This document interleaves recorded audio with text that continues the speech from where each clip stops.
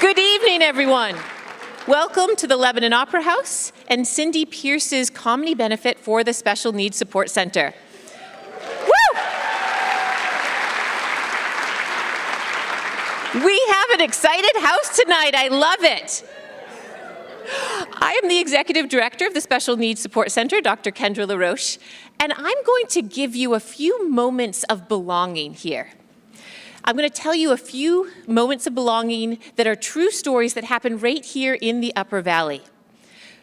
The first one is a student. He is an elementary student at Marion Cross School, and he has cerebral palsy and uses a wheelchair. His moments of belonging happen every day at recess when he can go outside with his friends, access the playground, and play on that playground equipment because Marion Cross School chose to use universal design in designing their playground because they wanted every student to know that they were valued and feel like they belong.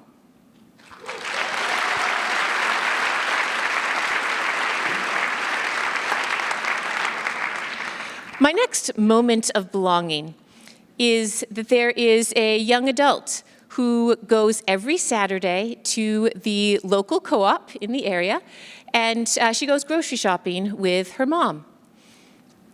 When she gets to that checkout at the grocery store, every time the cashier remembers who she is, and she talks to her about her special interests, which is very common need for someone on the autism spectrum. She remembers those special interests, she asks questions about them, she engages with her. It takes less than a minute, but that minute out of her day says that not only is she welcome in that grocery store, not only can she do her grocery shopping and access all of her needs, but she is valued, she's appreciated, and she belongs.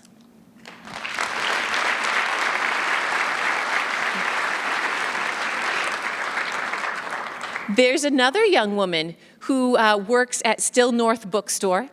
And first, she has a myriad of disabilities. She's in her 20s.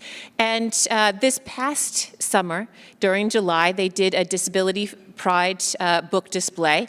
And she and several colleagues put it together. And what I loved about this is that Still North Books showed with this that not only is it wonderful to employ people with disabilities because they have value in and of themselves and a lot to offer the rest of the community, but they recognized those values enough that they said, we want everyone in the community to recognize these values. How can we do this? The way bookstores can. They can amplify authors' voices. So that's what came out of this beautiful display is they said, we're going to amplify disability voices for the entire community because we value them. We want this to be a community where everyone can belong.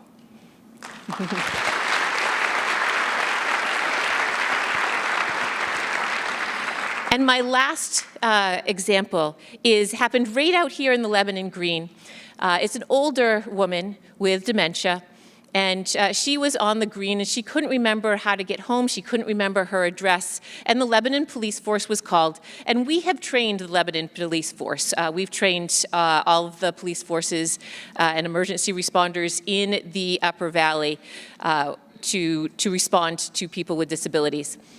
And they were able to come and not only help her be calm and feel safe while they called and got a hold of her husband, but the next step is they sat down with her and her husband and they talked to them about how to be proactive about this new phase of their lives that they were going through and some tools that they could use.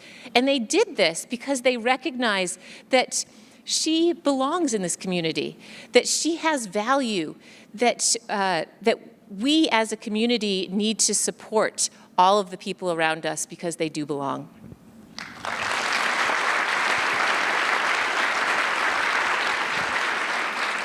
You guys are a great audience. I have to tell you, I wasn't expecting this much clapping. All right, so Cindy Pierce is going to be really excited. You're laughing at me. So here at the Special Needs Support Center, we believe in going beyond accessibility. So accessibility is about the entry point, right? You guys all came in a door right? That's what makes this place accessible. You could have come in the front door, you could have come in the handicap entrance. Anyway, you came in an accessible way and you got in the door. That's great. You were greeted by someone and led to the area, led to the event, right? That is inclusion. So inclusion is the act of bringing people in, and that is the next step beyond accessibility. And that's the next step for a lot of places in the Upper Valley, is to go to inclusion. But that is not the final step. The final step is actually belonging. Belonging is the emotional experience of feeling welcomed and valued where you are. That's what we're aiming for. So you didn't just walk in here or ride your wheelchair in here. You were welcomed in here, you came and sat down, and the event was planned with you in mind. And I say this to you in the audience. I say this to you who are at home and watching this, because you can watch this at home. I say this to you who are not looking at me, who are looking over our interpreters over here. This is what belonging looks like. And we want to bring belonging to the entire Upper Valley. What could that look like outside of here at the Lebanon Opera House? It could look like people going to work as their true, authentic selves every day with full physical and psychological safety. It could mean that at work, you don't have to wonder, if you are a wheelchair user, if someone's going to try to assume that you can do either too much or too little. It also means if you have an invisible disability, that you're going to be able to have the accommodations you need because you know your boss, your colleagues, everyone just wants you to be able to do your best at your job. That's one way it can look like belonging. Another way it can look like belonging is to have a sensory-friendly grocery store, sensory-friendly big box stores, sensory-friendly small businesses. So imagine going into any of these stores and having the lighting be not those fluorescent lights that gives people migraines, but a warm, friendly lighting. There's not going to be jarring announcements that come on in the middle of your shopping experience. There will be maps that tell you where things are so that you can get around. And when you're going through that checkout, that really loud beep that goes beep, beep, beep every time you're checking something out, that could be dimmed down so it's not going to be a sensory overload. That's another example of how belonging could look in the Upper Valley. Belonging can look as simple as having interpreters at all of our events, right? Not just if it's asked for, right? If it's asked for and given, that's access. But if it's just standard, what does that say? It says that you are seen. It says that you are valued, you are wanted here, that you belong here. That's what the Special Needs Support Center is. We are looking at this vision of what belonging could be. And I invite all of you to join us in that vision to go beyond accessibility.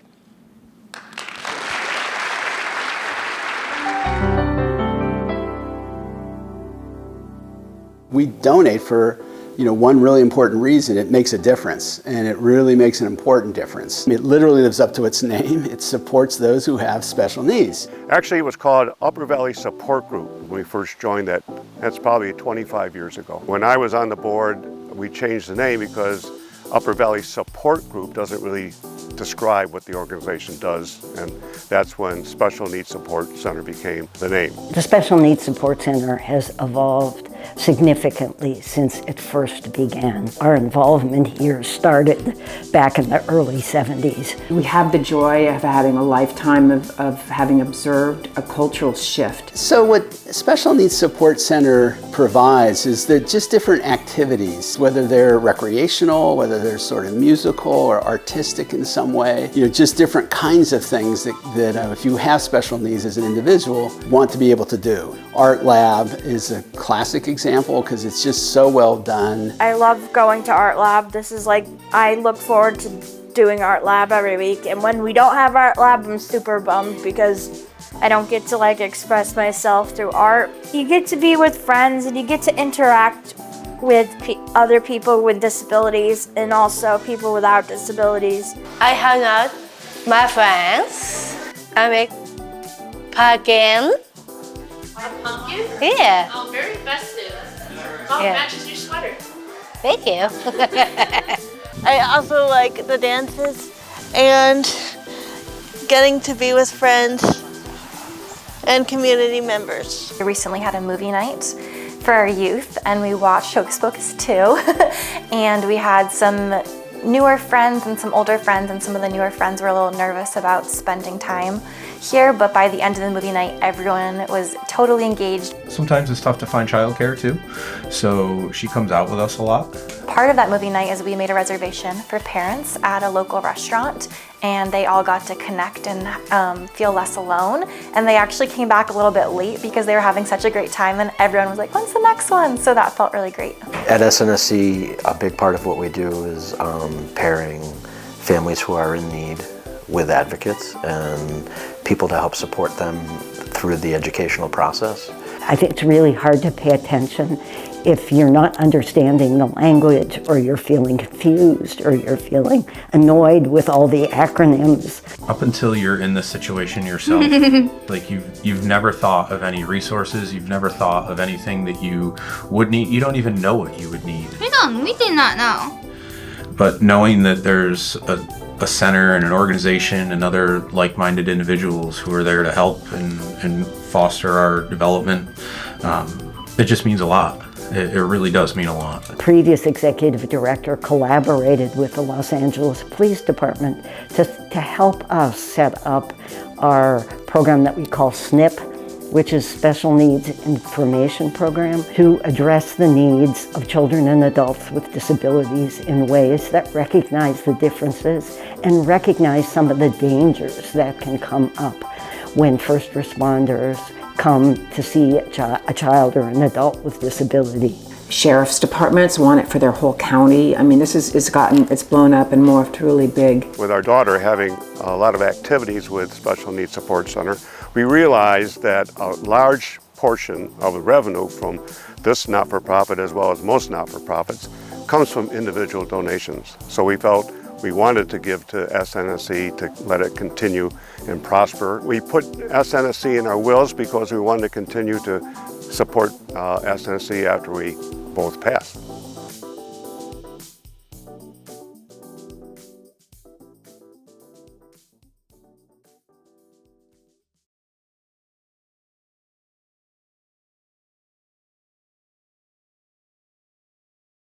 Thank you, Jam, for creating that video for the Special Needs Support Center and for their live streaming this tonight.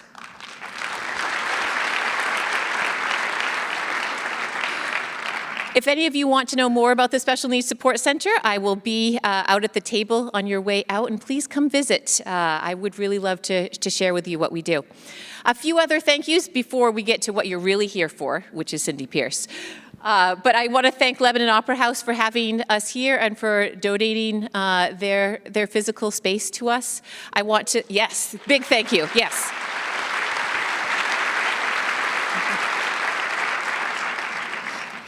A thank you to Cindy Pierce herself, who is donating her time and energy and gave half these proceeds to the Special Needs Support Center. So another big thank you to Cindy Pierce.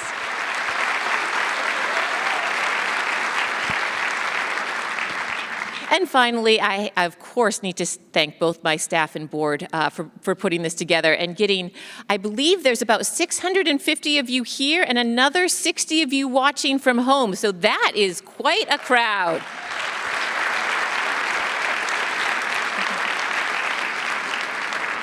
All right, the moment you've been waiting for, I'm going to introduce Cindy Pierce. She's an author, an educational speaker, a storyteller, an innkeeper, and a mother. She combines comic storytelling and years of research. She engages audiences with her message about negotiating cultural pressures and reminding us that we are not alone in our fumbles and stumbles. Thank you, Cindy Pierce.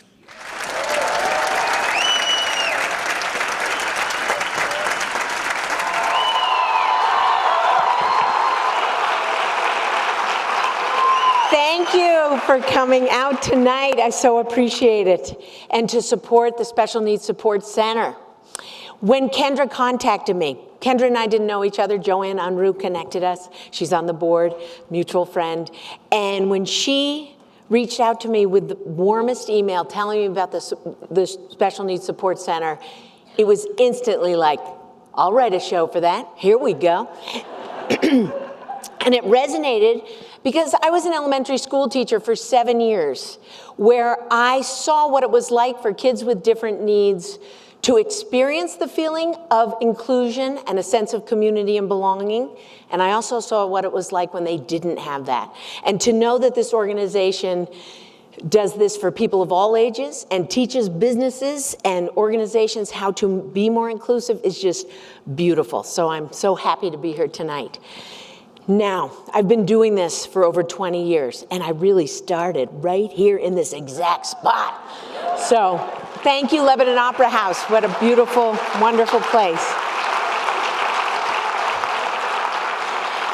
When I was young and became aware that I was a little different, I thought I'd kind of grow out of my nonsense. But this year I will be 60 years old, and it is clear I will take this glitchy business right through the exit ramp on out. Like, no choice at this point. And I grew up with the most wonderful parents. They're no longer with us. They lived awesome lives. I have 6 older brothers and sisters. 2 of them are here tonight, McGregor and Sarah. And we had such an interesting upbringing in our family. However, that doesn't mean there's plenty of funk and to be sorting through for the whole life. Like, plenty of stuff.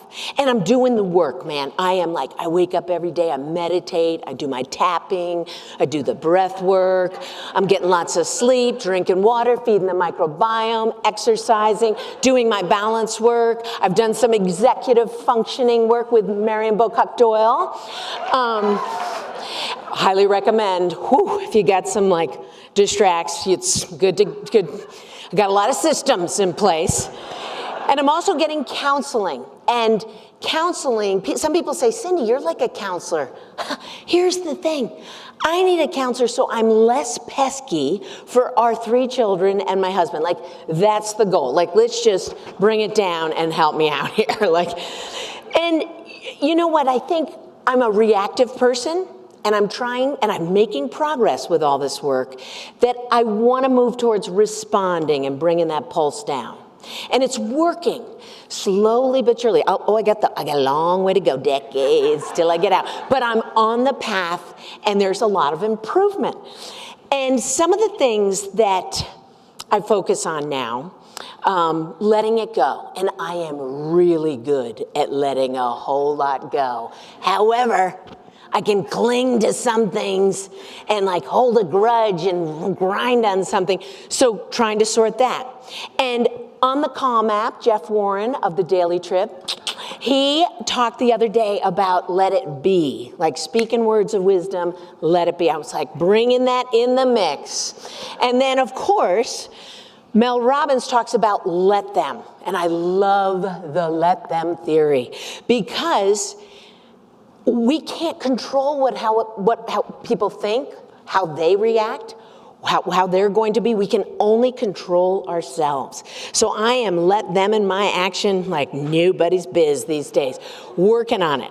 And I encourage you to listen to those podcasts or that book. So in our family, Bruce and I, we run Pierce's Inn out in Etna. I grew up in that inn. And Bruce and I have 3 kids in their 20s. And since I've been doing this work, all of the other people in my family do a lot of ranking of who's the funniest in the family. And I consistently rank with each of them as 6th funniest in the family. There's only 5 of us. I rank behind the dog. Now, I have moved up in the rankings lately. I made a move only because the dog passed away. long life, live till 14. And we're getting another dog this summer. So right now we are threading the needle, and you are at a show with the 5th funniest person in my family. Boom, boom, boom. Now, as parents, Bruce and I, my parents before us, his parents, all of us, we have good intentions. We are doing the best we can with the resources we have right now, right? We always are. However, it's glitchy, right? Like you're mopping up the stuff you grew up with and you're working hard to clean it up. And behind you, you're creating lots of therapy opportunities for your kids. And you turn around, you're like, oh, okay, all right, we mop here. It's just, you keep at it. That's what we do. And as the youngest of 7 kids, I will say, when you have that many people in your family, humor is your destiny. Even when things get wonky, you can laugh, you can be humiliated, you can find shame, or you gotta laugh. I mean, it's just so much stuff is going on with that many humans. And in our family, a lot of funny people, a lot of big personalities, everyone's a good storyteller. So as a little kid, I'm in there trying to keep it going in the mix, like in the arena. And then I was good at imitations, and I did lots of skits, and they all encouraged me. My father especially, he often said, from the time I was very little, he said, you have very keen observation skills, and you should start taking notes, because this will serve you, as it has at some people's expense. And then there were times where both parents would try to divert my focus and get me not to pay attention to things. And when the dysfunction junction was showing up with the guests at the inn where I grew up, or in the family, they were like, nothing to see here, which was my signal to be like, oh no, people, I'm locking down, getting better notes. And I got a good whiff of their selective denial and their selective memory, which made me say, no, people, I gotta make sure all this juicy stuff is kept, locked in. Talk about not letting go. I held on to that stuff like nobody's business. Now, we were raised to be nonconformists, to speak our minds, to be our true selves. And how great is that? And then the 5 older kids, they were adults. They had lots of life behind them. They encouraged Sarah and me, the youngest, to really, they were like, okay, we've seen what's out there. You got to just go. Be your, like, don't worry about that. Yep, focus on that. They were really helpful. We were parented by a whole team. And one of my sisters, Winston, some of you may know her as Winky, might have jumped a fence for an adventure, maybe gone to a fraternity with her. She's kind of naughty, but she is this incredibly charismatic, wise, funny, bold woman. And when I was little, she watched after me, and she really lit a fire under my sauce as a young kid. She was like, oh yeah, keep going with this. This is good material. So following my 2 sisters through Hanover High School, the older kids went to school in Connecticut, but the 3 of us went through them. First, Winston went through like a tornado. Then came Sarah, who was also a big personality, but very mature and sophisticated and much more academic than Winston and me. So she came through, and the teachers are like, wow, this gene pool is interesting. Then I show up, and I'm 4'6", light on puberty in 9th grade. Some of you went to school with me. I was this little goober, and I remember my first day of German class, and I had to walk all the way down the senior hall to get to Frau Fantel's class. And I see her standing in her door like this, looking kind of nervous. She's looking, and I come up and I tell her my name, and when she hears that I'm Cindy Pierce, she clutches her heart and she bursts out laughing with absolute relief. And she pulls herself together and she says, okay, I had your sister Winky when she was a senior, and it was my first day of ever teaching. Winston is almost 6 feet tall, and apparently rolled down that senior hall in her big fry boots with the heels, those chunky 70s bombers, and she had a Peruvian poncho laying low on her hips, big straw hat, and her hair flowing down, and instead of a shirt, she had an orange string bikini top. Oh yeah, Frau Fantel said she almost fainted on the spot. So she was quite relieved to have this little 4'6" kid with a baseball cap, a flannel shirt, and some Wrangler blue corduroys. The goober, oh yeah. So when growing up with Winston as a babysitter, she took us on a lot of adventures. And they were dicey, for sure. And I remember after school sometimes going to Union Village Dam, seeing people outside my family naked swimming. That was something. Educational. And she took us to parties sometimes. And I saw like boys fighting in the mud and bleeding and black eyes, and they're drunk and loud. And I saw people tripping on acid. I saw men in skirts with long hair and tie-dyes spinning sheets to Sugar Magnolia. I mean, it was amazing. Now, some people are like, oh, gracious, so dangerous. Here's the thing. I always felt safe with Winky. She was tough as nails. She's almost 6 feet tall, and no one messed with her. If anyone said anything inappropriate, if anyone did anything inappropriate, she's right in there, boom, boom. And she would like scare them off, and they behaved. So we were bonded, and I became a bit of a Winston whisperer. And each of us, the youngest kids, Sarah was a whisperer of my oldest brother. I kind of whispered for like Crawford and Winky. And I remember when my parents, I mean, they were raising 5 kids and the teenagers in the 60s and 70s. I mean, that brings you to your knees. I mean, they'd seen a lot. So but with us, they had pared it down to what really mattered. And I remember the first time I was asked for advice. And I really was not equipped. I was in 6th grade. And the way my parents rolled is someone would call with a job problem, a relationship problem, a location problem, something was going on in their life. And our parents would say, we'll call you back. And they would go back and forth, find kind of center, give each other thoughts on it. And then my dad would always call back and he'd ask questions, give advice, and that kind of thing. And I remember when he hung up with Winston, I don't even remember this situation. There were so many I was giving input on. But the first one, all I remember, I'm on the couch doing my homework. I'm in 6th grade. I'm so short, my feet don't even go over the couch. And I'm doing my homework, and my dad says, hey, Cindy, I need your advice. And he lays out this problem, the thoughts, what he thinks, and he says, what do you think I should say? I'm thinking, really?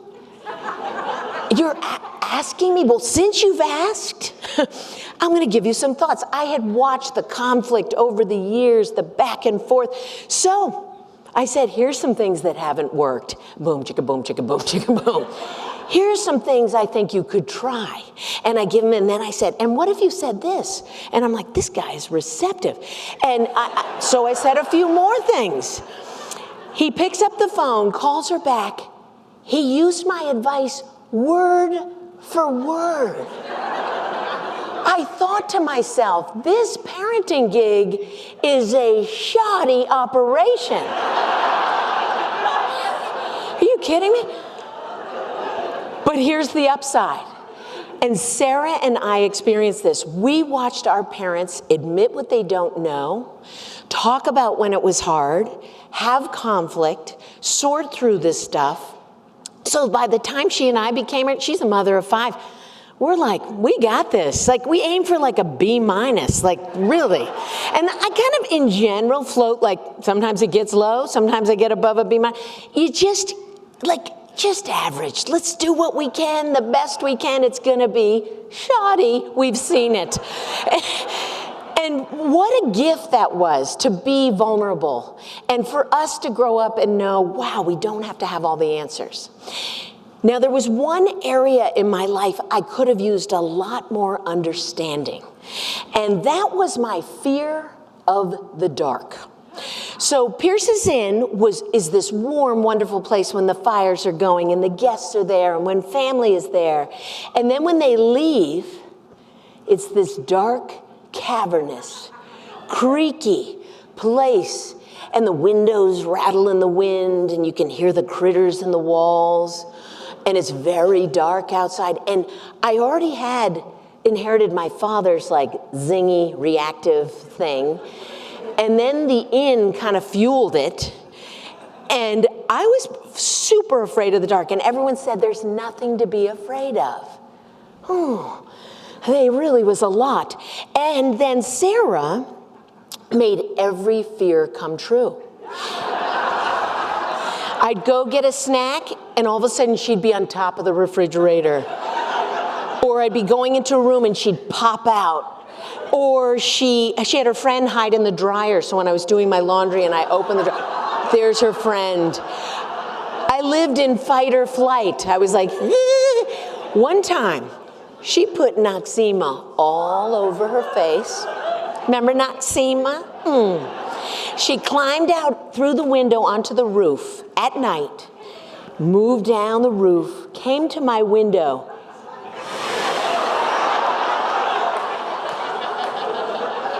I almost fainted.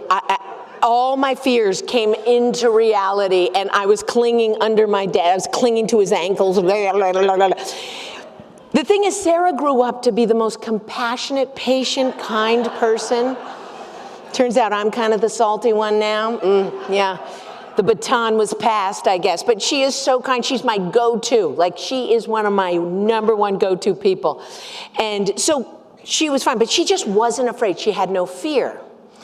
And our mom pretended she didn't have fear, but occasionally that leaked a little bit.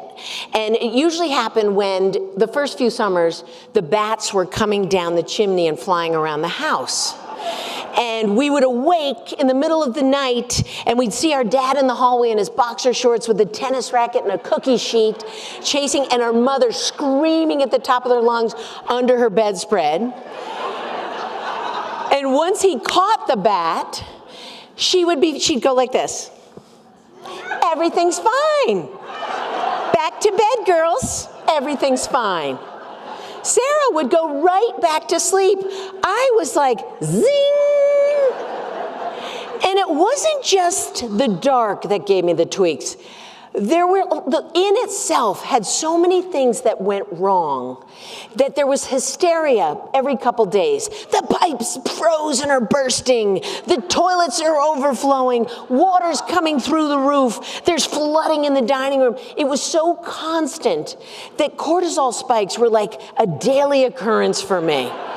Just racking up the dysregulated nervous system like nobody's business. And no one really, there's like nothing, oh, you're just fine, you're fine. So one time, I learned, even Sarah got scared for this one. We were watching the ABC Sunday night movie, and we were riveted, because when you get two channels, the bar is low, okay? So we're gripped, and our dad is asleep right above us. My mother, Sarah, and I are on the couch, and we're watching the TV, and behind the TV, suddenly there was a light in the window. And it took like some seconds to be like, what are we actually seeing? And it was a man's face with a big smile and a flashlight under his face. So we focus, and then of course you're like, this is terrifying, but my mother's here to protect me. So we turn, even Sarah's like, what have we here? We turn to our mom for assurance. And you know what she said? Drop.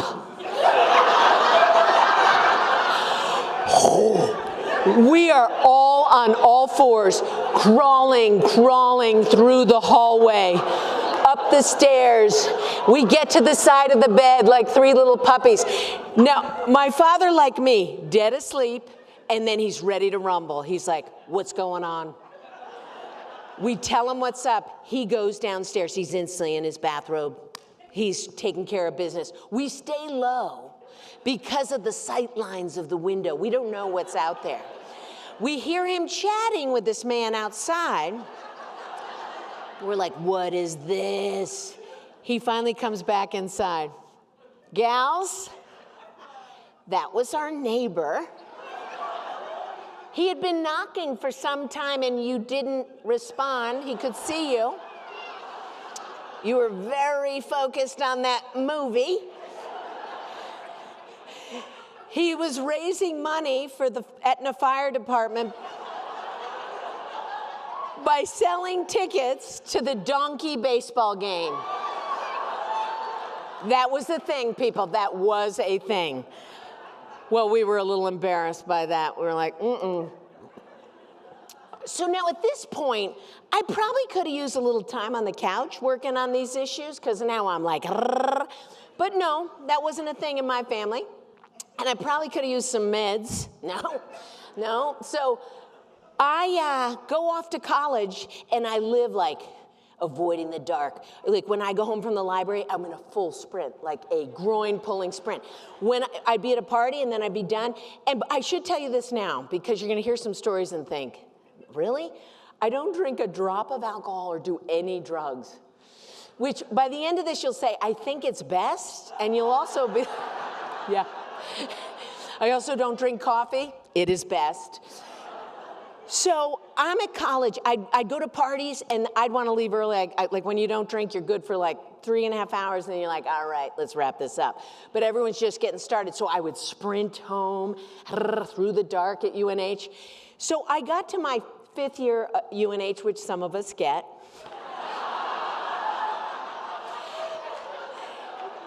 And I had I lived in a house about 4 miles from campus. So I was leaving the library, and I was feeling pretty relaxed. I was like, look at me go. It was early, so there were still people around. When people were around, I felt good.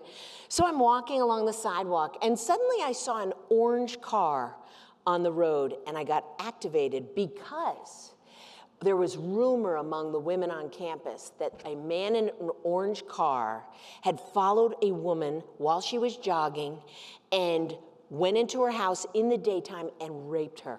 And now it was not in the newspapers, but women on campus, like, what are we gonna do? We didn't understand that most sexual assaults were not strangers chasing people, but we were all into it and nervous and wondering what to do. So I see the orange car, and so I pick up my pace. The orange car goes by again. Oh boy, I'm really scared now. Then it goes by a third time, so I start running. I start my run. Got a lot of running around. And all of a sudden, it was a miracle. Right in the sidewalk is a UNH security officer and a Durham police officer chatting. I'm like, this is perfect. So I step up to these fellas and I say, hey, guys, excuse me, I'm wondering, could you give me some advice? All my friends, all my women friends are very nervous. I tell them about Orange Car Guy and the worries, and that I've seen the orange car. And I said, do you have advice for women on this campus so that we can stay safe? And one of them laughed and said, yeah, don't jog in Lycra tights.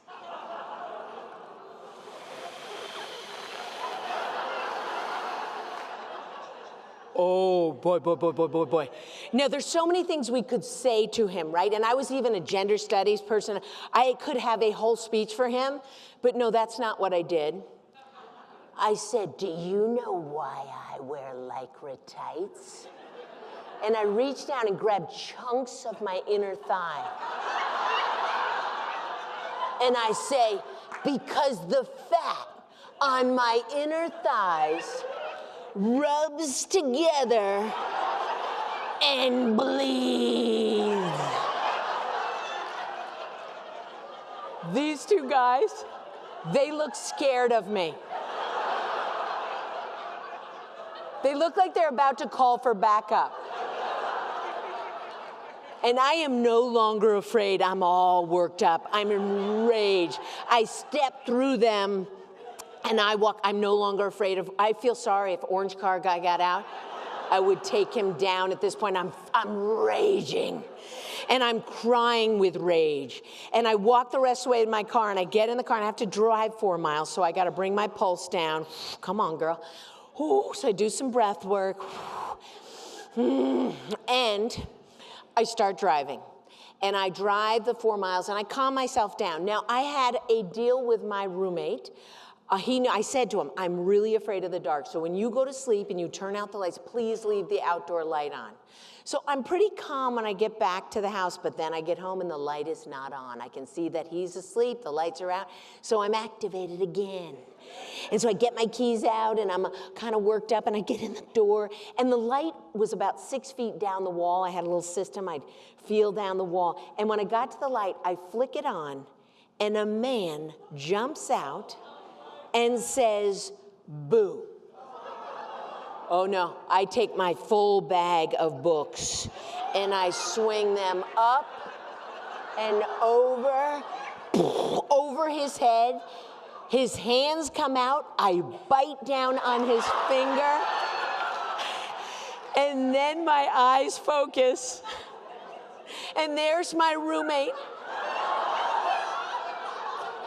He's in his boxers, he has sleepy eyes. And he says, I heard the car and I just was on my way to the bathroom, thought I'd give you a little scare. I said, you don't know what I have been through. He said, clearly. Now at this point, should have found myself a therapist, but no, I rocked on.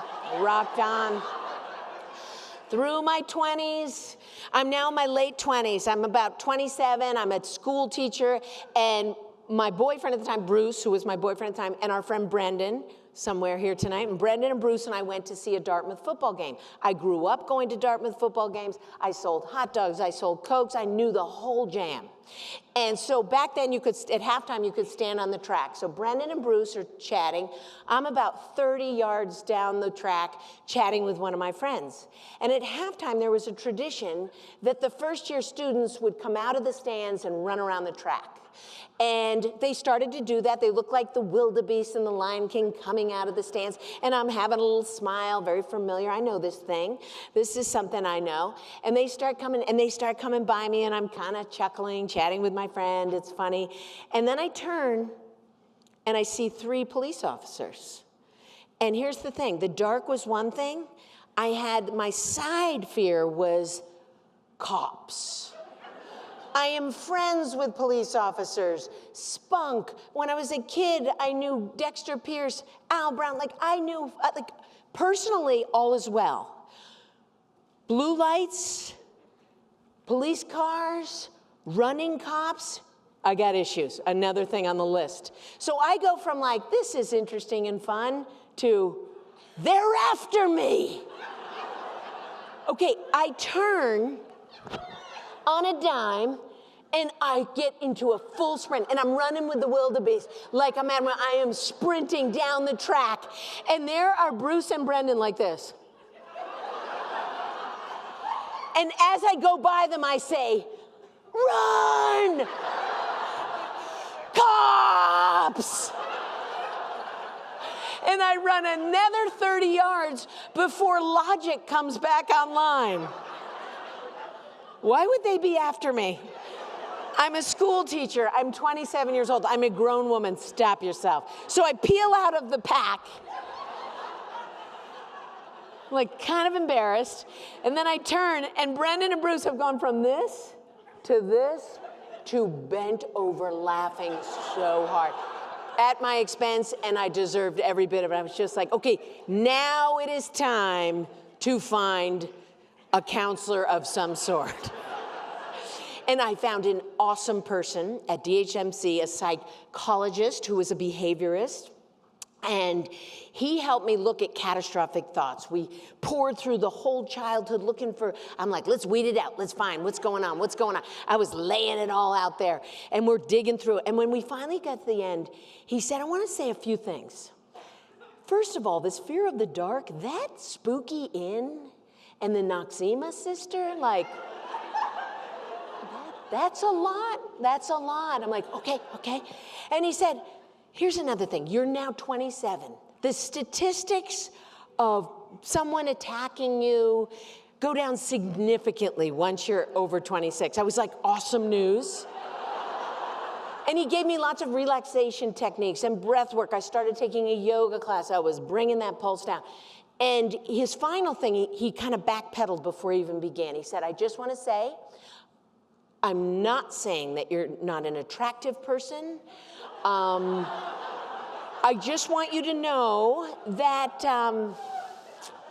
the way you walk in this office, the way you hold yourself in your body, you're just not a good target. The best news. The best news. I was like, thank you, thank you. And it's true, I'm like super alert. I'm out there like, oh yeah. What do you got? What do you got? What do you got? Like, I'm a little squirrely. And now I was just leaning into my squirreliness. I'm like, here we go. Now my waking life improved dramatically. I was able to use the strategies when I walked down the road at night, walking the dog. I could walk up in the woods in the dark by myself. Like, I made serious strides. But my sleeping life was a different story. Clearly, there was still some angst cooking around. And from the time I was young, sleep like a lake. I was not a sleepwalker or a talker. I was a sleep tweaker. I went from totally asleep to like up on all, like, hey, where are my sneakers? Where are my sneakers? And my sister would be like, here are your sneakers. Why are you giving me my sneakers? And then I'd be like, wait. And I'd go right back to sleep. I would be in this liminal state that I was aware of where I was, but yet I was still partially asleep. And this was kind of a hassle. And it stayed with me into adulthood. Once my friend Elizabeth and Keen and I went to visit a friend, and she had us in her guest room, which was in the attic, where she had all the wedding gifts that she didn't want to feature up there. So we were sharing a bed, and next to my side, there was a side table with a tablecloth and a crystal bowl with crystal or glass fruit in it. And I didn't really notice it until I decided at 3 a.m., once again, people, stone sober, okay? I'm sound asleep, and then I sit up, and I'm like, I'm gonna do a magic trick. I'm not a magician, but I think I can do this. But I'm aware enough that I don't want to wake Elizabeth up, so I quietly put my feet over the side of the bed, and I grab the side of the tablecloth, and I give myself a quiet count. 1, 2, 3. I pull the tablecloth, and the crystal bowl knocks over, doesn't break, nothing breaks, and then all the fruit, clinkety, clankety, clinkety, clankety, clinkety, clankety, clink. And Elizabeth levitates. She's like, what the fuck? And she turns around. She says, what are you doing? And I'm holding the tablecloth. Now, you would think I'd wake up at this point. No. I say to her, well, I was doing a magic trick. And she starts laughing really hard. And then finally I came to my senses. I'm like, oh, yeah. I put the tablecloth down. And I go right back to sleep. Not sure she did, but I was like back down for the count. And then on our honeymoon, Bruce and I went to Hawaii, and we were the 4th day in the same room. I knew the room, the fan, we're in the bed, and on the wall there was like a rice farmer straw hat that came to a point on the wall. And so we're sleeping away, the fan's going, and I wake up, and somehow I've invented in my mind that the hat is inverted, and there's a whole universe down there, and I want to see, because little people are down there, and I can see there's light, and they're having a chat, and I want to know what they're doing and what they're saying, but I don't want to wake up Bruce. How am I living in these two worlds? So I carefully get up on the bed, and I'm peering, but I'm not quite tall enough, but I feel like the fan is a little close, so I get on my toes, and then, ooh! And I scream, Bruce, through the roof, what are you doing? And now you think the fan would have woke me up. No, I say, there's a universe with the people. And then slowly he says, no, you're dreaming. wake up now. And I'm like, yeah. And I go right back to sleep. He's wide awake. Now this is where I should have gone back to the doctor at DHMC. But instead, I consulted an expert in the field. His name is Dr. Mike Birbiglia. And he's not a doctor at all, he's a comedian with a rip-roaring sleep disorder that makes mine look small potatoes. And he travels around as a comedian late night, so he's always late at night. He has these things. He's jumped through glass coffee tables, very dangerous. He's had to sleep in a confined little sleeping bag. He once jumped out of the second story of a La Quinta hotel through the glass because a war was going on in his room. And he landed, and he was all cut up, but he got himself to the hospital. So I'm feeling like, I got it. I think I'm doing pretty well.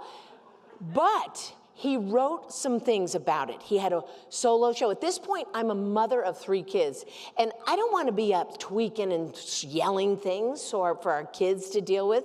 And so I'm like, I got to sort this. He wrote his solo show was called Sleepwalk with Me. Then he wrote a book, Sleepwalk with Me, and then there was a feature film. And for about $45, I read and watched all of it, and I got everything I needed. And it's what we kind of know now, right? Don't be on a screen late at night, like start shutting the screens down early. Don't drink a lot of water late at night. Don't have sugar after a certain hour. Don't eat your meals too late. And my favorite one, which I love because I love me a little routine, man. Oh, yeah. And when you're a little dysregulated, routine is your best friend. You cling to it like a life raft. So he talked about how his doctor taught him to start signaling to your body that you need to get to sleep, stop eating at a certain hour. So I was like, and I changed my life.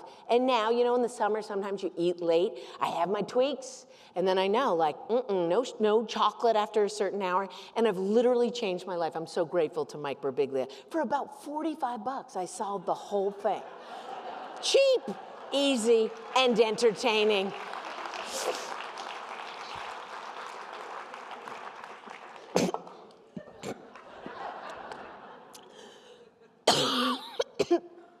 Classic. Can't I just sip some water like a normal human being? No. I'm gagging on it. Okay.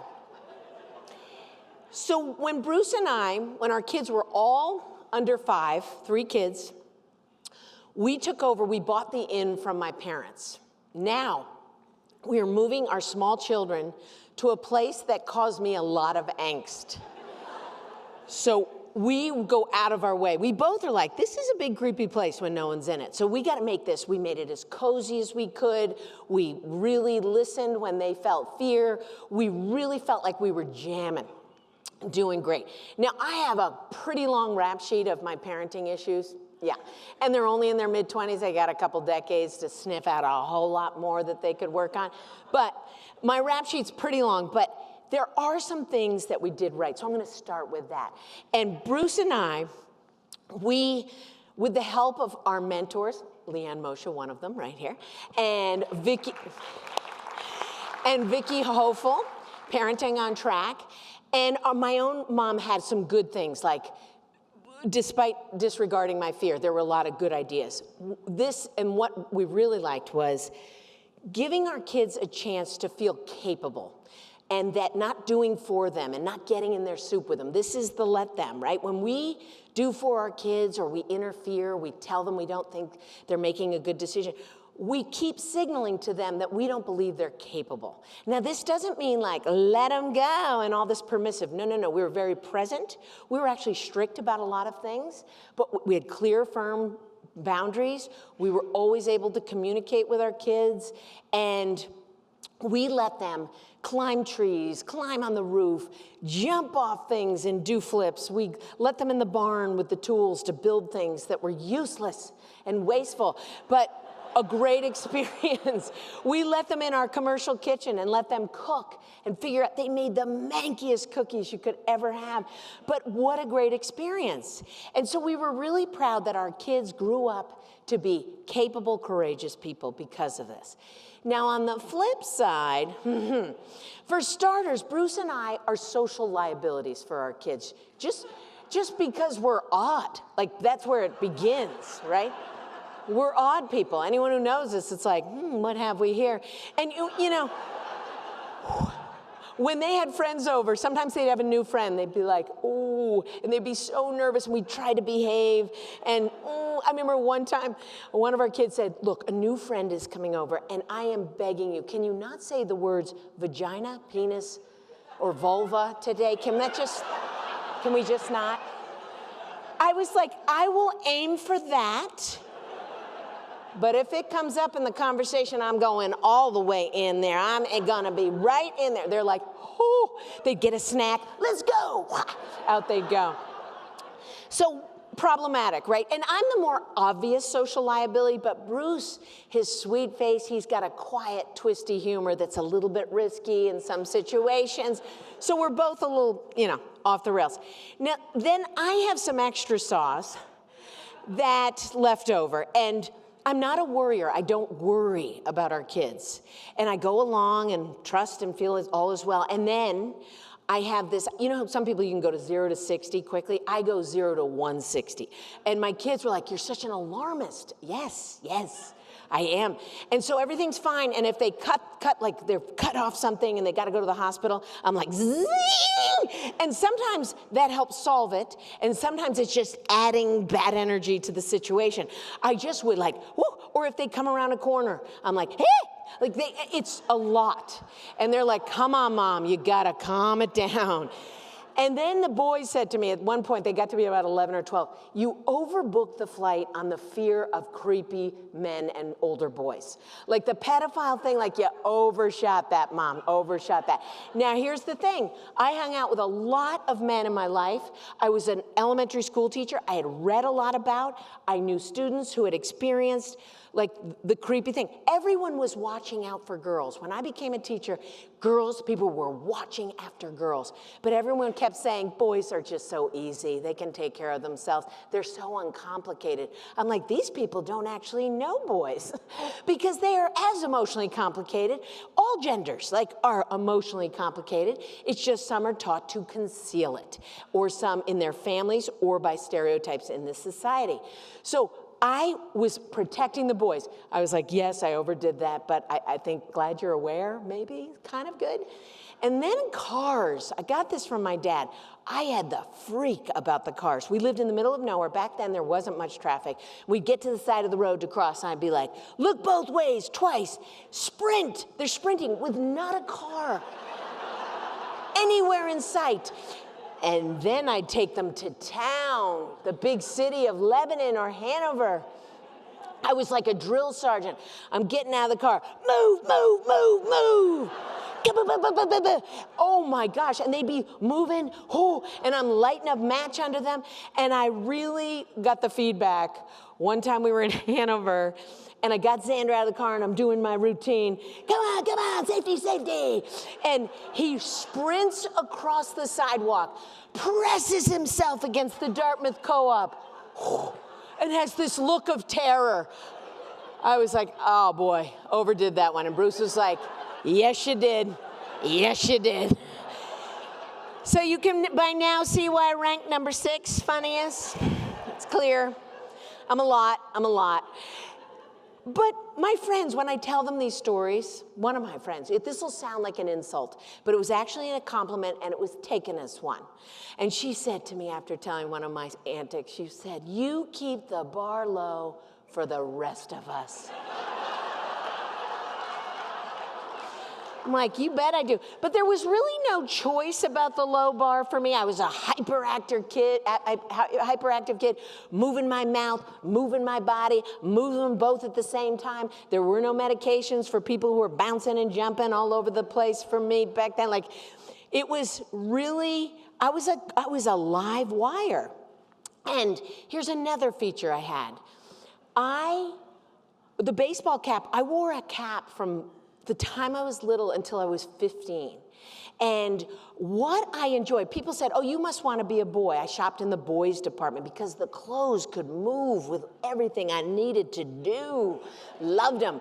But what I really liked is when I looked like a boy, that I was giving incredible freedom. I had all this, I could just express myself fully.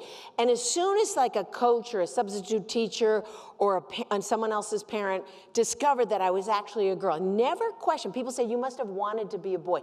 No, I wanted to be a girl, granted all those freedoms. And when they found out, they would say, slow down, calm down, settle down, zip it, be more appropriate, be more ladylike. Please, that drove me crazy. As soon as I heard ladylike, I was like, oh, people.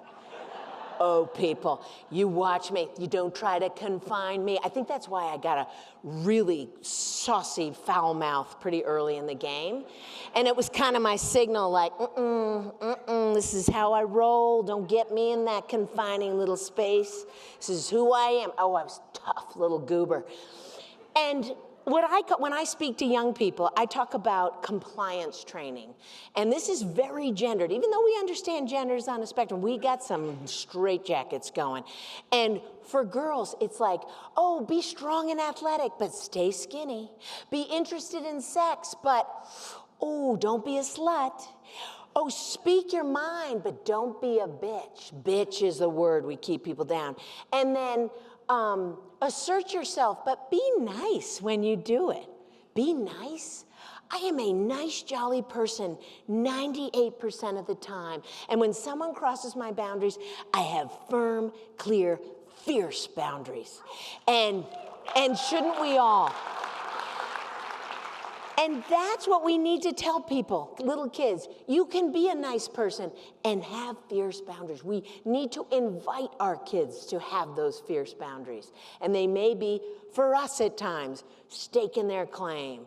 And then, of course, there's always the hormone card. And it starts young and it goes the distance. And whenever a girl or a woman is angry or fierce or contradicts someone, I mean, this started for me 4 years before I had my period. I was the last person to get my period. And they'd be like, she must be about to get her period. And then when I had my, oh, she's premenstrual. She must be having her period. Oh, she must have just had her period. Oh, she's pregnant, the hormones. Oh, postpartum, perimenopausal, you know how they are. Oh, menopausal. Oh, she's postmenopausal. How about, I'm just fucking pissed off.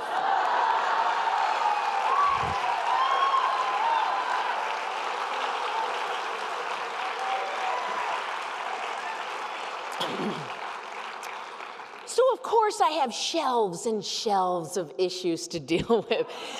But there's one area I really don't struggle. And many of my female identifying friends struggle with this. And this isn't even on my long list.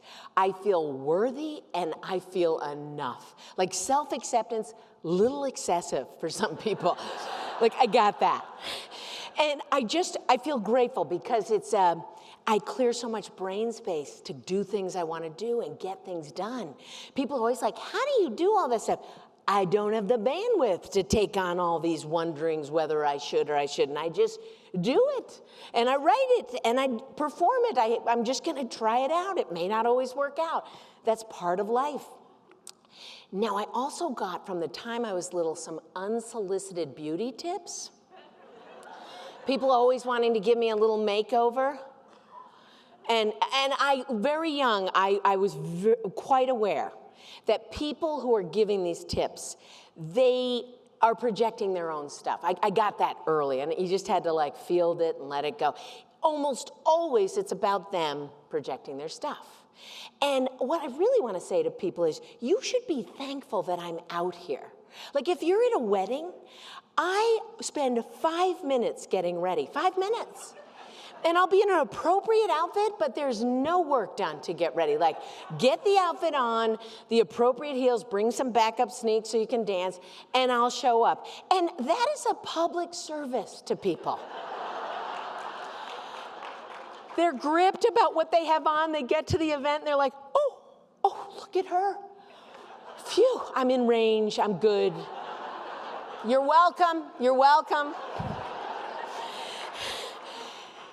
So I made an early decision in my life that makeup was not going to be for me. And my mom is like that too. And I recognize, I'm aware that I have the face of a testicle sack. I got it. Once again, aren't you glad I'm out here, right? You see me in the grocery store like, check me out, feeling good about yourself. I'm a gift. So, makeup, lots of people had some makeup ideas, but unfortunately I grew up in the 80s, and all my friends in college and people out and people I was related to, like a lot of makeup, and they looked beautiful, shiny and bright, and with the mask and the things were alight. But then you see them in the morning. So scary, like, ashen faces, bags under your eyes. I was like, that contrast is too dicey for me. I can't afford that. I got enough of my own natural repellents going on here. Like, I can't add that to the mix. I got to be like, what you see is what you get. And so I've lived by it. And I know makeup has improved, but I'm rocking this. And I trained under the master. My mom, she was wrinkly and had her white hair. And the only thing she put on was some pink lipstick. Good to go. Like that was little Gina Tay and off to the races. So, feeling good about your body is brutal for young people right now, of all genders. Just to feel good feel like your body's okay. No one sees normal bodies out in the world or even online. Like, it's just not out there. They're seeing sculpted. It's just in porn and marketing on social media. It's just not realistic, and it's hard to feel good. Now, we had a little gift, and I'll just say this for a kid growing up in Hanover. Our parents did not escort us, but when there was open swim at the Dartmouth gym, they dropped us off. We always met up with a friend to go into the locker room. And the locker room, zoinks, the 70s locker room. I can still smell the chlorine and the BO and the product kind of mixed bag. Probably a little Gina Tay in there. And so I remember my friends and I, we'd come in and you'd see every age woman and every body type, like 2 boobs and like gelatinous business, like seeing all the thighs and all the stuff. And we were like, yikes. And we were turds, right? Like, we were making fun of these people. And we were like, can you believe that? What we didn't know is the gift of seeing these naked bodies, because you grow up and you're like, okay, it's working. I'll go with this. I'll ride this out. This is going to work for me. And sometimes you'd see someone you knew, and you saw them, they looked so put together out in the world, and then naked, it was troubling. I mean, we were dinks, we were the turds. And then my mother was also very righteous about showing, and she was thick and delicious. And she had 9 children full term, so only 7 living, but she had 9 children. She was not out there neurotically working out to lose weight and look a certain way. And it was remarkable how she lived in this body. And we'd see her at all angles. And once again, like, what kind of a jerk of a kid was I? A couple times I said, Mom, maybe you should lose some weight. You know what she'd say? Your father likes me just the way I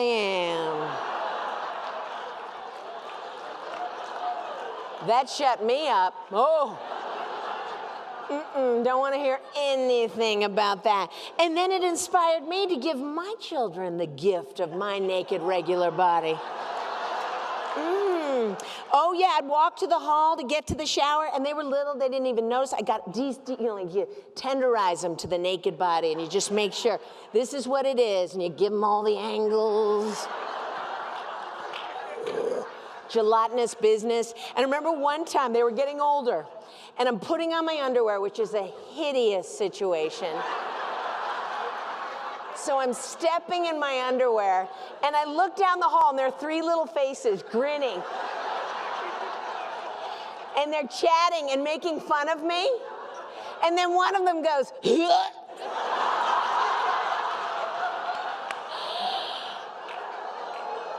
You think that would stop me? No, I doubled down. They need more training. They need more training. And if any one of them has a naked female in their life, this is a gift to that woman. She's gonna feel like a supermodel. Boom, gift to her. So,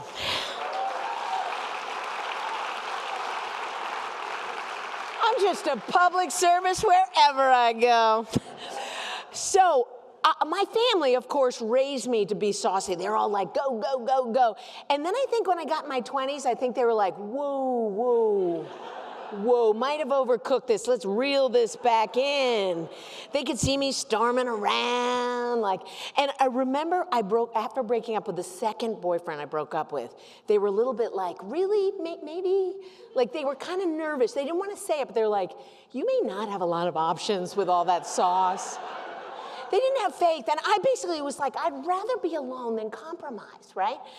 And when I met Bruce, we worked together at Burke Mountain Academy up in northern Vermont. We worked together. We both coached U16s, so we worked pretty closely together. And we did not get each other then. I mean, I thought he was like emotionally out of touch. I thought he was, his snarky humor, he had like this sarcasm that had an edge to it. I didn't like it. I thought it was kind of mean. And he thought I was brash. And of course, he was right? So we did not jive, we did not get each other. And one time, in the spring and the fall, the whole school got up at 6:15 and we ran 3 to 5 miles at a breakneck pace. And so you sweat a lot. So we'd come out in our shorts and our t-shirt because we're gonna be sweating. And so I'm standing there waiting for this to begin. And I'm in my shorts and my sleeveless shirt. Now, I have on my body this extra fat packet right here, but to that point, I spent no energy worrying about it. No bandwidth. It's like another feature. What can you do? You just gotta ride out the fat packet. Like I spent no time on it. And all of a sudden, Bruce comes over to me, points at the fat packet and says, "What is that?" Let him have it. I grabbed the fat packet. I'm like, this is my fat packet? And you're lucky you're talking to me because this is not something you say to women about their bodies. And this kind of thing is what causes eating disorders. And you should be very careful. The poor guy was like, oh. And he shrunk away. I'm like, let him have it. My fat packet. Now, what's hilarious is it turns out this fat packet is extra breast tissue. So when I actually married Bruce, had a baby with Bruce, and the milk came in, I got myself an A cup in my armpit. It was foreshadowing back then, a little foreshadowing. That guy. So we started dating after this occurred. Not the fat packet, this next thing I'm about to say. So 2 years of working together, sometimes enjoying him and then being kind of irritated by him. I noticed one day, I'm like, something is different about Bruce. So I say to him, I'm like, Bruce, he was warmer, the edge was off, there was a kindness and openness. I'm like, what have we here? So I said, Bruce, something's different about you. Without missing a beat, he says, I'm going to a therapist and I'm opening my heart. Nothing more attractive than a man courageous enough to do the work. People, take notes, fellas.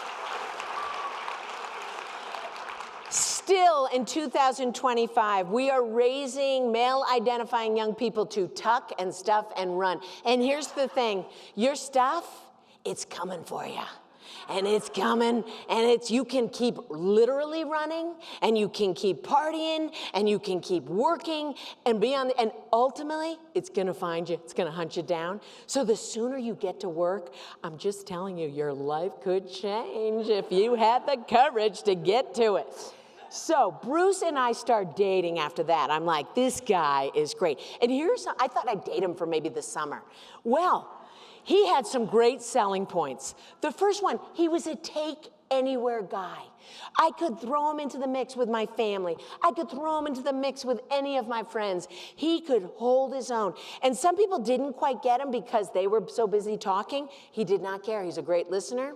And if they mentioned anything to me, he'd be like, well, they're missing out. I was like, yes, love this guy. Like, had such confidence. Second thing, he gave me some really important feedback that resonated, and I deserved it. One day he said, you know, you have fuck you devices. What do you mean? I said, fuck you device. That's so harsh. He said, no. You swear, you talk about sex, you talk about poop, and you're basically like, does that offend you? Oh, no problem. Move right along. Move right along. Got plenty of people in my life. Off you go. He said it's like a filter system. I was like, astute observation from someone who I very recently found not that interesting. And now he's like nailed down what I was trying to figure out my whole life, the swearing when I was a kid, all of that. That's my filter system. The third thing, we were at a wedding. And Bruce has a unique dance style. He's a big music guy, and he's got some moves. He does the moves, and like I was trying to like catch his rhythm and dance with him. There's like 80 people on the dance floor, and I couldn't quite jive with it. And he's like, and I wasn't getting it.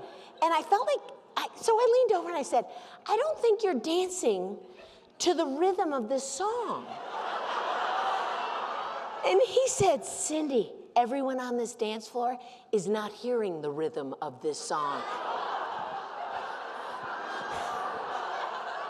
Touche. I was like, like that. So yeah, he's bold, this guy. And so we decided to get married after a while. It took us 5 years. We had seen a lot of divorce. So we were going in for like the honest communication kind of thing. Like we were all about the honest communication. So our vows were basically like, we will be married as long as we keep doing the work and communicating openly. And people are like, those vows are a little like troubling. I'm like, no, these are realistic. Like we're just going to keep doing the work as long as we can. Like that's what it is. People say the divorce rate is too high. I'm like, I think it's too low. People hang in, don't do the, sorry. Like, come on, we got to get in there and sift and work and talk to each other and connect. So we got to watch my parents, who, you know, we watched, so my whole family watched our parents, their relationship. That's one of the few marriages I really admire.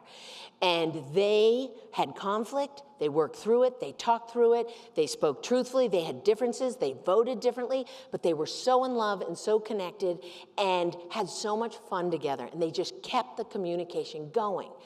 And Bruce and I got to watch that, and I remember, like, I wasn't present for this catastrophe at Pierce's Inn, but it was some impressive marriage business that went down. My sister-in-law was there at the time, working in the kitchen. There were 7 teenage servers, girls, and then my father and mother, and they had a wedding for 85 people on a sweltering hot day, and the guests brought 110 people. We were not equipped to hold 110 people. So the toilets are clogging and things are getting dicey. And my dad, 3 toilets were clogged, and my dad went off like the hero. Big Reg is like, I'll take care of this. And he headed off to unclog the toilets. Luckily, because he would have died if he stayed for 5 minutes longer. So my sister-in-law said, suddenly, the heat of the kitchen, so much going on, the fire suppression opened up and spread baking soda all over the food. 6 of the 7 servers burst into tears. My sister-in-law is like, what? She looks over at my mom. Our mom's pulse did not even come up. She goes into solution mode. She pointed at the server who wasn't crying and said, the bride's mother is in a green dress, find her and tell her that dinner's going to be an hour and a half late. And then she said, pull it together, girls. You're gonna take the filet mignon and you're gonna completely clean it. You're gonna make a new sauce. You're gonna make a new cheese souffle. You're gonna clean the chicken. You're gonna make the new sauce. Let's go. Boom, boom, boom. So the solutions are in motion. Ovens are being turned on in the barn, in the chalet, at a neighbor's house, in the family kitchen. And solution is in motion. And Big Reg comes swaggering into the kitchen, so proud of his, task. And he comes in and he's about to announce, and then he starts to see what a catastrophe is, and he starts to get activated, just like me. Thanks, Reg.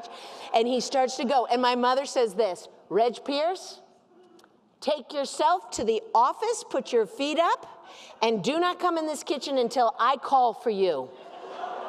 And Reg said, off I go. That is some next level expert marriage. Like, no care what anyone thinks, speak the truth, dismiss each other, know when to be dismissed, know your strengths, and stay to them. I mean, these two people, they were awesome.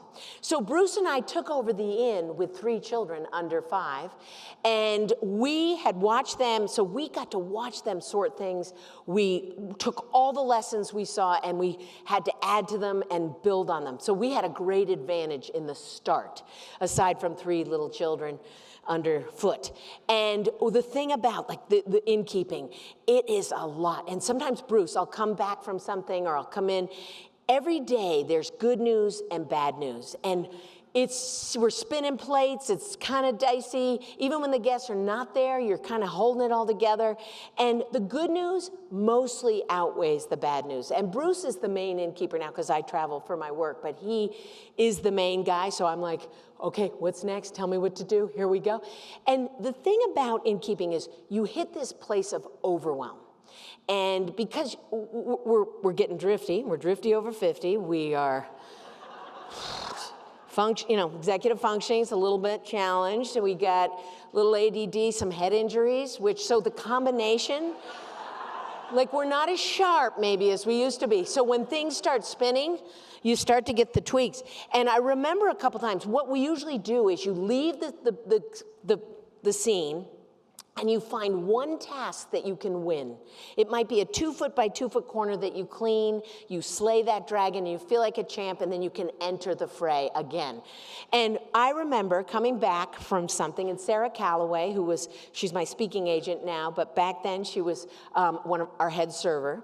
And I come back with the kids, and I come in the kitchen, and she greets me with a look of terror. She says, Cindy, Bruce is under the ping pong table and he is fixing a small board that is cracked, that has been that way for like 8 years. The guests are coming soon. We've got a lot to do. Can you get them out from under there? And I'm like, oh, I got you, Escal. So I go out to the dining room and I look under the ping pong table and I say, hey, Bruce, the guests are going to be here in 1 hour. None of the appetizers are made. We got some new servers, so we really need your help. Do you think you could leave this to fix tomorrow? And he stops doing his work and he looks at me from under that table and he goes, Pinsy, nothing would ever get done around here if I didn't do it when I wasn't supposed to. Okay. So I was like, okay, all right, I'll step away. I go in the kitchen, I'm Escal, let's double down. Here we go. Boom, chicka, boom, chicka, chicka, chicka. Bruce, 20 minutes later, finishes with the board, comes into the kitchen, helps us. We see that dinner, everything worked out fine. One time, Bruce is searching for me, and he finds me in our bedroom when I should have been down helping him in the kitchen. And our bedroom is a mess. The bed's unmade, things are stacked, things are being stored in there, baskets of laundry, and I'm standing in front of my sock drawer. I had just read Marie Kondo's, I think it's something like The Magic of Tidying Up or something like that. And he says, you are literally cleaning your sock drawer. Like, what are you doing? And it looks like The Gap. My socks are like, tick, tick, tick, tick, tick. Messy room, but my sock drawer is winning the game.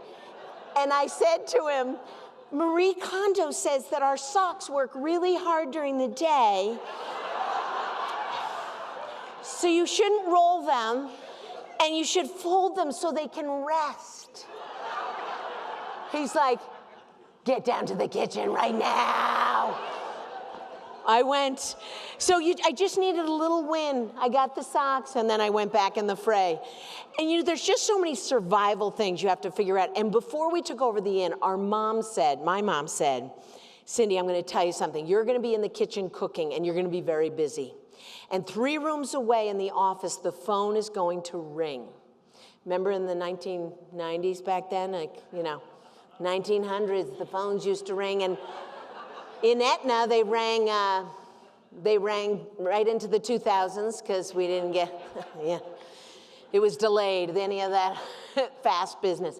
So she said, you're gonna be cooking and you're gonna hear the phone. And what you need to do is put your blinders on and you aim for the phone, because if you don't put those blinders on, you will see 372 things that need to be fixed or completed or moved. You just focus on the phone, and then when you're done on the phone, you focus on the kitchen and you get back to business. I was like, on it. And we live by the blinders. You have to do what you gotta do. Now, sometimes I get really into my systems, and I have all these efficiency ideas and suggestions, and sometimes I tell them to Bruce, hoping he'll take on some of my ideas. And I get this little naggy pants vibe going, and it's always over some silly little thing. And he has a great response that slays me every time. So I'll be like, Bruce, in the laundry room, instead of opening the cap and pouring the big jug into the container, you can lean it over, press the button, it goes right into the thing, and there won't be any detergent on the washing machine. And this is what he does. He starts shaking his head. And he goes, Pinsy, that's my nickname, you're making me Randy.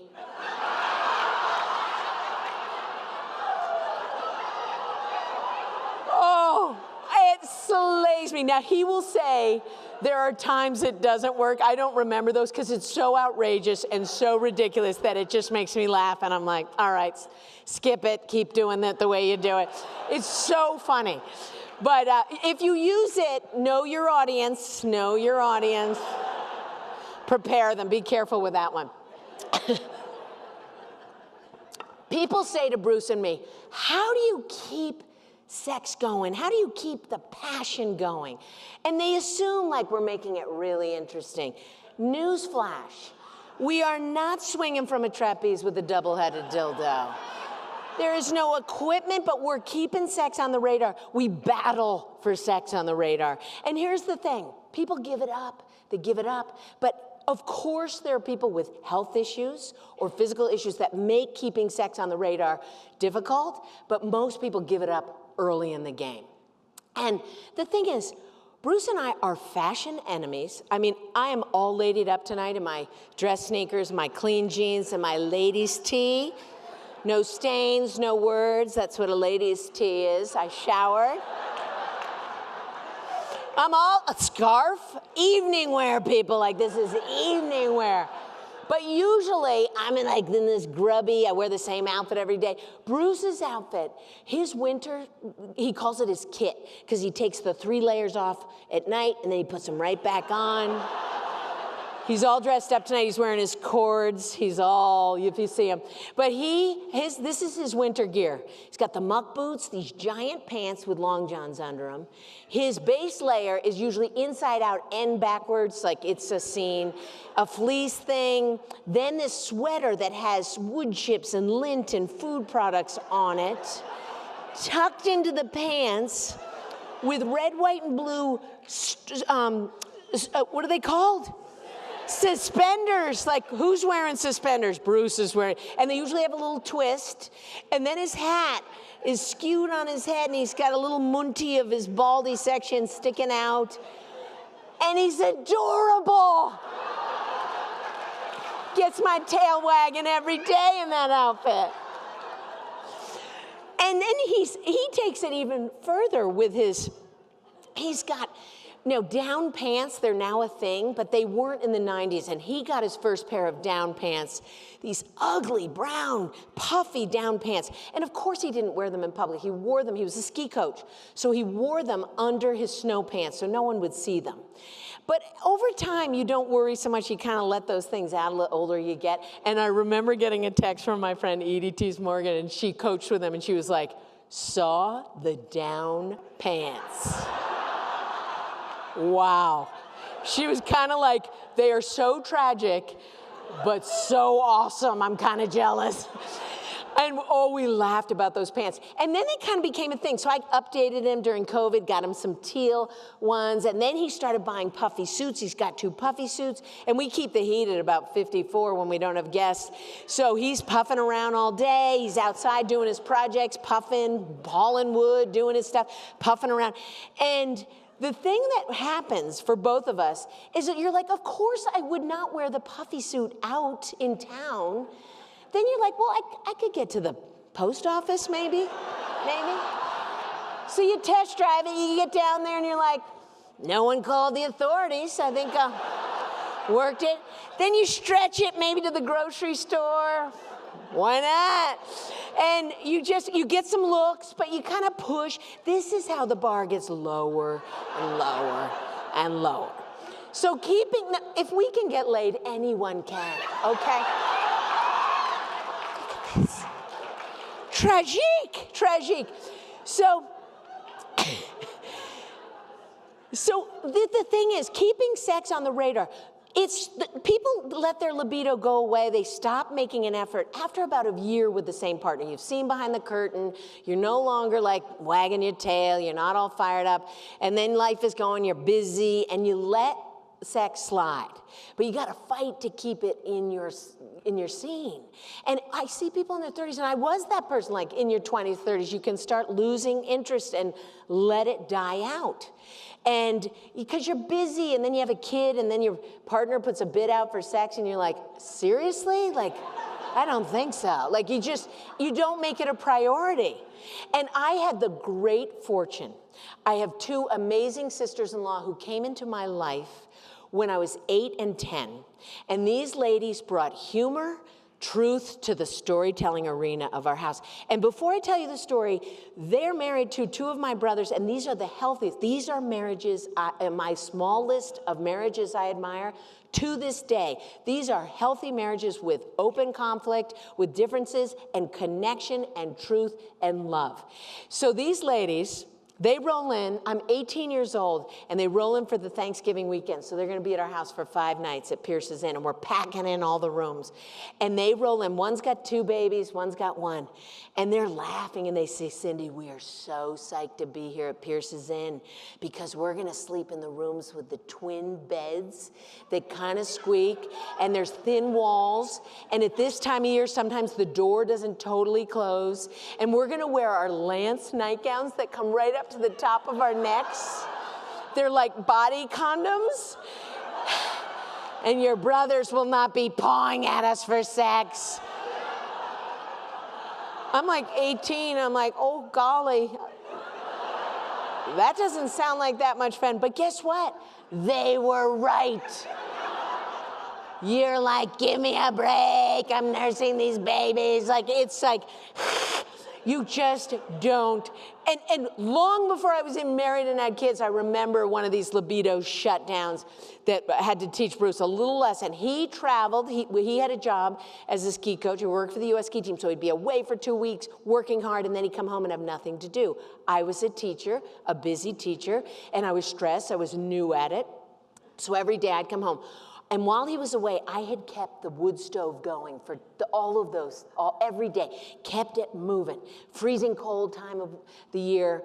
And I come home from my stressful day and I open the door and it's freezing inside. Bruce is in his full down coat. The wood stove is done, out.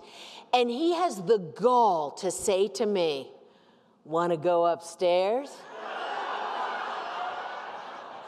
I said, absolutely not. You let the fire go out? That is the least Randy thing you could do. Like, no. Keep the fire going. He was like, whoa, lesson learned. And you know, you get to this point, and we were out of balance. And I talked to all my wise women and my rotating sisters-in-law and all my sisters, and I'm like, what? And I'm like, I got to talk to him about this. And I said, Bruce, here's the thing. Here's what really shuts the libido down. This is the honest communication, which sounds brutal and saves the day. And it's a preemptive strike. I said, here are the things that shut down my libido. When you beg for sex, when you sulk for sex, when you prod, when you assume, when you use guilt, like it makes me retch, like no. And he's like, okay, good to know, good to know. Now, fortunately, he got a new job working at Dartmouth, and I got used to my job, so we found balance. We're able to maintain the connection. So on we go, we get married, we have kids. Now you have kids. And sex is not as often. You got to bring out the lube. You got to really focus. It's like, okay, got to concentrate. Got to really dig deep here. And at one point he said, what would increase my chances? I was like, this is a great question, and I have some criteria. I reviewed the list, no beg, no sulk, no guilt, all that. Then I said, look, sex needs to happen before 11 o'clock at night. Really, like really. And he was like, got it, damn, taking notes. And I said, and come to bed clean. And when you're in the shower, use the soap everywhere. Yeah, just saying. And the final thing is this. There is a lot to do in this house to keep it going. There are 3 children that we need to take care of. Please do not do the dishes or change a diaper and ask for praise. No. I do not want to be like, I got 3 kids I'm encouraging. Do not need to be doing any of that. Like, you don't vacuum and then hope for Scooby snacks. Like, not gonna happen. No. When you do that, like, it makes me want to go to the basement, bury myself in garbage, and live there. No. And he's like, got it. And that led to, we're both keeping the whole thing going. And then we became innkeepers, and we were so busy, we were running around, we weren't sleeping much, and there were days like I didn't want to like hug or be like affectionate because I didn't want to give him any ideas, so you're like dodging. And I felt like we weren't connecting, and I wanted the affection. I read something about how to keep that affection going. And so we made a plan where when we're buzzing around the house, taking care of kids, fixing the inn, we'd stop and we'd kiss and we would hug heart to heart with no sexual intention. And it changed everything. 3 times a day we were connecting, and it started to cultivate a affection without that like, I don't want to give you any ideas situation. It was awesome. Now people say, as you get older, that once you go through menopause, you're done with sex. You're done. You'll never have it again. We are taught this, when in fact, women are meant to go the distance. We can have orgasms right through the finish line. And if you stay sexually active up until menopause, your chances of staying sexually active through menopause go up significantly. But here's the thing. You're going to start at ground zero. No desire is not going to come over you and get you. You literally have to jumpstart. Cocoon, you got to jumpstart it. And once again, there are people with health issues or physically incapable of having that. I get that. But a lot of people who are not limited give up. So what I'm saying is, you've got to make a plan. People are like, I just want it to be spontaneous. Please. From the time you're 30, make the plan. Because when you make the plan, action follows thought. You got to set it in motion. And once it's set in motion, things start going. Now, there's a lot of things that could distract you from having sex, right? There's like the shopping list, like, did I get avocados? Oh, I think I forgot the soup. Okay. And then you were like, did I put out the recycling? And of course, there's great TV, The Outlaws, Slow Horses. Oh, Shrinking, can't get enough. These are great shows. And those couldn't take you, you can just binge the heck out of that and skip sleep.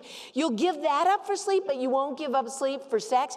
Sex is going to take you, 15 to 40 minutes of your life. And it is a gift to your body. It's not for your partner. It is to give you the pleasure, to give you, it's good for your heart. It's good for your connection. It's good for, as a woman with a vagina, it's good for the elasticity of your vagina. It is healthy, good stuff, but you got to commit to it. And of course, everyone's worried about your body. You're in your 50s, 60s, 70s, 80s. This body has gone for a long time. It is industrial strength. You got to live in it. Man, you got to get in it and give it a go. Like, don't sweat the body thing. And I get it. These tits have been hanging off this rib cage for almost 60 years. Nursed a few babies. You get on your back, the jangled tits will like roll off the side of the bed, out the window, into the lawn, like roll them back up, roll them up, hoist them up. Get the nipple in the game, get the nipple, because that can be a satellite to the clitoris, people. You got to get it in. Other one, like, don't be shy. This thing it works. You got to live in it. You got to go, right? And the thing is, you get sexual action moving, and you start moving the chains down the field, and you're like, wow, it's going to happen. It is jump-started, and you're moving, and you get in field goal range. Things are looking good. You're on your way to sexual joy until you get a cramp. Yeah. Yeah, in your hip, you're like, sorry. Okay.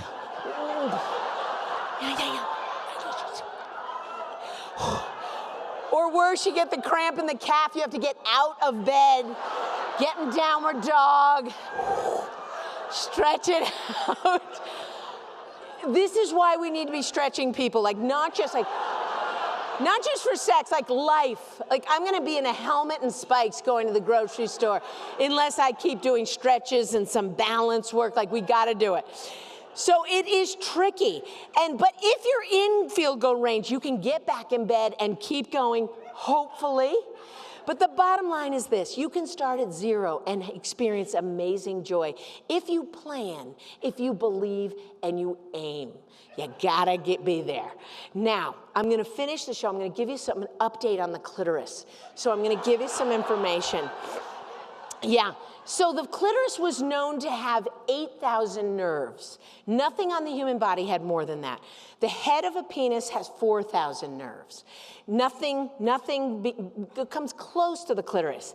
But a couple years ago, 3 doctors discovered, a gynecologist, a gender-affirming surgeon, and a plastic surgeon, together discovered that the clitoris actually has 10,000 nerves.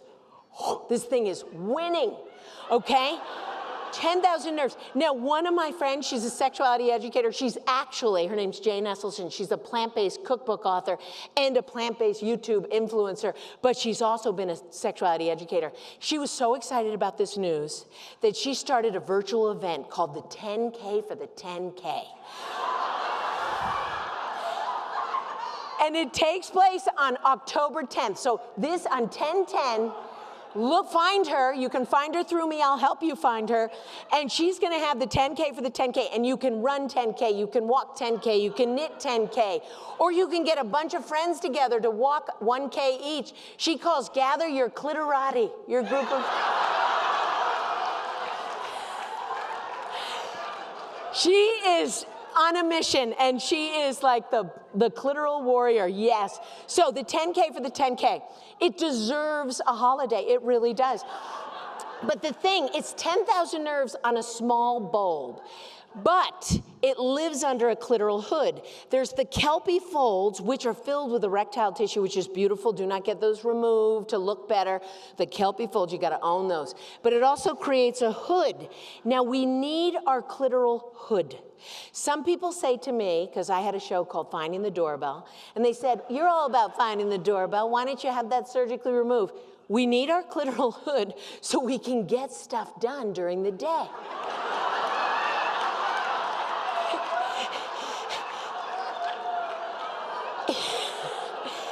If I didn't have a clitoral hood, I'd be at the grocery store, my pants would be rubbing on my clitoris, I'd be like, Stan, do not call 911. Do not call 911. It is risky. Got to have that hood, keeps things going. Now, when you want to have pleasure, you got to lift and separate that, right?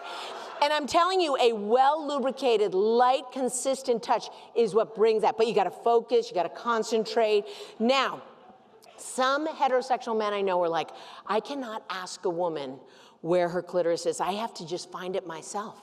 I'm going to rummage around in there till I find it. I'm like, you could be rummaging for decades, sir. And here's the thing. The clitoris is located outside the entrance of the vagina. The vulva is the external part. And so most women, you'll hear studies that say 65%, 80% of women need extra stimulus rather than penetration alone from a penis or a dildo. Here is the thing. I know, you're feeling a little uncomfortable now. Let's just be grateful you're not my 23-year-old son in the audience who's right out there. Yeah. So if you're feeling uneasy, sit tight. That poor lad, he's got to live with this, okay? So the clitoris, back to the clitoris.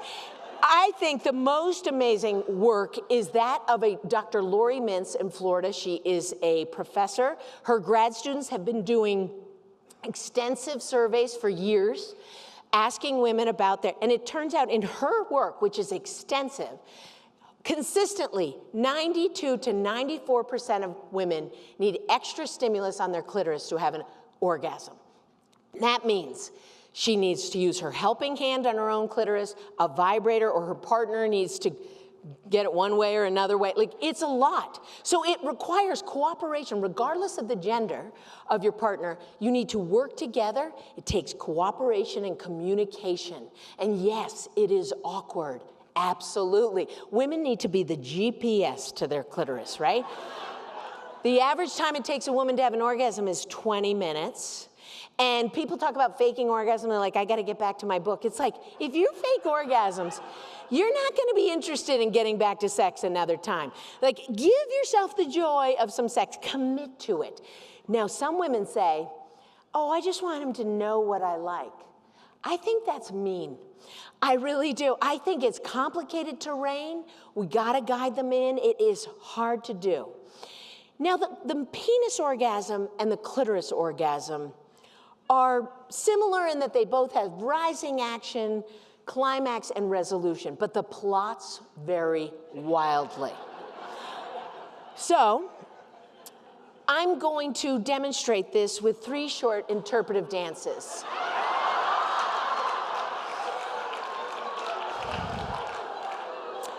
My first piece is the penis orgasm.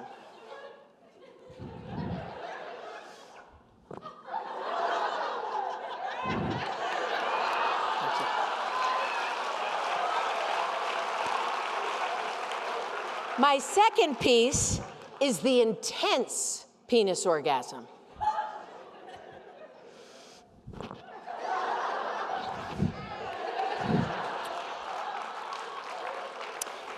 And my final piece tonight is the clitoral orgasm, just one because there are many. Okay.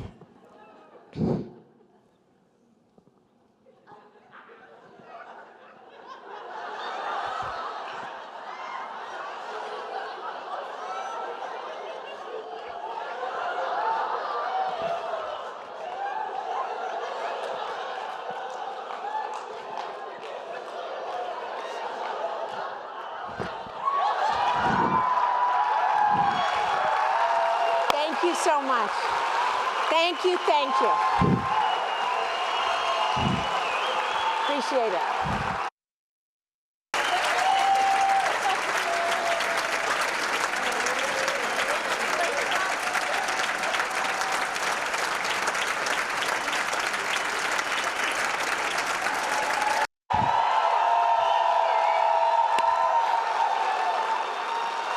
Go forth. Go forth in the world. Thank you. Thank you. Thank you. Thank you so much for coming out tonight to support the the Special Needs Support Center. I hope you leave here feeling grateful that you're not me. And I want you to think about, of course, we need to be kind to others, but also be equally kind to yourself. Off you go. Thank you.